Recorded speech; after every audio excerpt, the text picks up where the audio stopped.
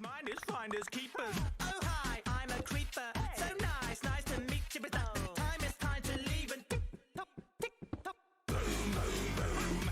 I can't stop singing this bloody. Tout savoir sur mon aérographe. Tout d'abord, qu'est-ce que c'est un aérographe ? Vous le savez sans doute si vous avez cliqué sur cette vidéo, mais bon, je vais vous en dire un peu plus sur le sujet. L'aérographe, ou airbrush en anglais, est un pistolet de peinture qui peut se tenir dans une main comme un stylo. On utilise une pression d'air pour projeter la peinture qui se trouve dans ce godet. On y trouve plusieurs types de pistolets avec différents godets. Pour ma part, le godet se trouve au-dessus comme montré sur la vidéo. Ne pas oublier que l'aérographe ne peut fonctionner qu'avec son compresseur. Pourquoi utilisons-nous un aérographe en quelques points pour ma part ? Efficacité, rendu plus net, précision et nuance de couleur est égale facilité. Et oui, un aérographe a un coût. On peut y trouver différents kits d'aérographes. Moi, pour débuter, je vous conseille ce kit chez Amazon qui propose aérographe et compresseur à peu près dans les 115 €, qui sera l'un des meilleurs niveau qualité-prix. C'est celui que j'ai actuellement. Il vous faudra rajouter les produits de nettoyage et la peinture spéciale aérographe si vous le souhaitez, bien sûr, on en parlera plus tard.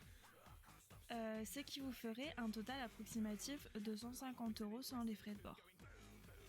Un aérographe, comment ça marche ? L'utilisation est plutôt simple. On utilise ceci pour raccorder le pistolet au compresseur et une fois raccordé, il suffit de le brancher sur secteur. Il suffira donc de mettre un peu de peinture et ensuite on appuie sur la gâchette pour projeter de l'air et on tire vers l'arrière pour projeter de la peinture. Essayez en premier sur une feuille pour voir comment votre aérographe projette la peinture, fort, pas assez fort, pour régler ensuite la pression de l'air sur l'aérographe. Au bout de votre pistolet, vous avez une petite molette qui permettra de régler la pression de l'air. Et le nettoyage, comment ça marche ? Lorsque vous avez fini d'utiliser votre aérographe, il faut impérativement enlever la peinture du godet qui risque de sécher. Vous pouvez ensuite récupérer votre peinture qu'il reste s'il y a un trop plein, puis nettoyer le godet à l'eau. Personnellement, je fais comme ça. Je projette ensuite sur une feuille le reste de peinture et d'eau pour être sûr de ne plus rien avoir dedans. Si votre aérographe est bouché, eh bien plus qu'à tout démonter. Chaque compartiment est nettoyé correctement comme montré en vidéo. Pour ma part, j'ai toujours fait cela comme ça et ça a toujours bien fonctionné. Sur Instagram, j'ai eu quelques questions que je n'ai peut-être pas dit tout au long de la vidéo, alors je vais y répondre. Miltona Photo me dit « Quelle peinture prendre ?» En me renseignant, pour avoir une peinture spéciale aérographe, vous avez la Vallejo qui fait bien son travail.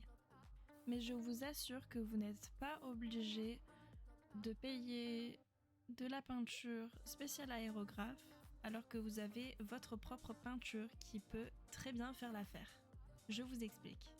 Si vous utilisez la Studio PBO, la Liquitex ou bien d'autres peintures acryliques que vous utilisez, vous pouvez très bien la diluer à l'eau et la mettre dans l'aérographe. Bien sûr, faites attention que ce soit bien dilué comme de la peinture d'aérographe car sinon ça risque de boucher votre aérographe et donc par la suite le nettoyer. L'ISO Model Horse me demande comment faire les yeux. Alors en parlant de yeux, je pense qu'elle parlait des nuances de yeux ou alors si c'est vraiment l'œil en question, c'est vraiment à la peinture, à la main qu'on fait les yeux. Sinon pour les nuances, il vous faut seulement avoir votre couleur spécifique comme le noir par exemple pour une nuance. Et je vais essayer d'aller vers la zone. Bien sûr, je regarde sur une feuille déjà comment ma peinture se projette. Et ensuite, j'essaie d'aller sur la zone et de bien viser. Ce n'est pas simple, je vous l'avoue. Ma poire sauvage me dit quand et comment l'utiliser. On utilise l'aérographe en général pour la robe de base. pour faire du baie, de l'alezan ou autre couleur, et pour faire les différentes nuances. Alors pour les nuances, vous n'êtes pas obligé, moi je le fais à l'aérographe personnellement, mais vous pouvez très bien le faire à la pastel, au pastel. Après, pour comment l'utiliser, je pense que j'y ai déjà répondu, mais voilà, il suffit juste de revenir un petit peu dans la vidéo. Echo Repaint me demande est-ce que les customs se rentabilisent, vu que l'aérographe c'est cher, la peinture, etc. Alors je trouve cette question très intéressante et c'est pour ça que je vais finir sur cette question-là. Il est important de savoir qu'un aérographe c'est un coût. Alors après oui, si vous avez le budget pour commencer avec l'aérographe, il n'y a pas de souci pour ça. Mais pour ma part, étant donné que j'ai commencé très jeune et que je n'avais pas vraiment d'aide de mes parents, j'ai commencé par la peinture à la main. Et c'est pour ça m'a fait connaître déjà. Ce qui m'a permis du coup d'avoir pas mal de commandes. Et à partir du moment où j'ai eu des commandes, je me suis posé la question, est-ce que je vais acheter un aérographe ? Ce que j'ai finalement fait. Au niveau de l'aérographe, la qualité n'est pas du tout pareille et les peintures sont un peu plus chères, etc. Donc du coup, au niveau de mon expérience et de ce que j'ai acquis, j'ai commencé à augmenter mes prix, ce qui fait que maintenant, ça me rentabilise. Sachant que la peinture, on n'est pas obligé d'acheter la spéciale aérographe, j'achète mes peintures. Ça me coûte moins cher que acheter directement de la peinture aérographe. Évidemment, vous allez payer une seule fois un aérographe.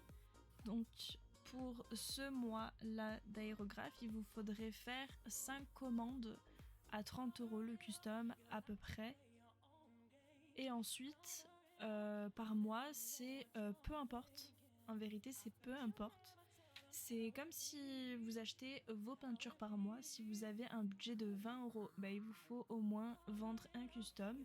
Donc tout dépend en fait les personnes. En tout cas, voilà, j'espère que j'ai répondu à toutes vos questions. Et si vous avez d'autres questions, n'hésitez pas à me les mettre en commentaire. Je pourrai y répondre avec plaisir. Et dans ces cas-là, je vous demande de vous abonner, de cliquer un petit j'aime parce que moi, ça me fait trop plaisir. Et je vous dis à la prochaine pour une petite vidéo.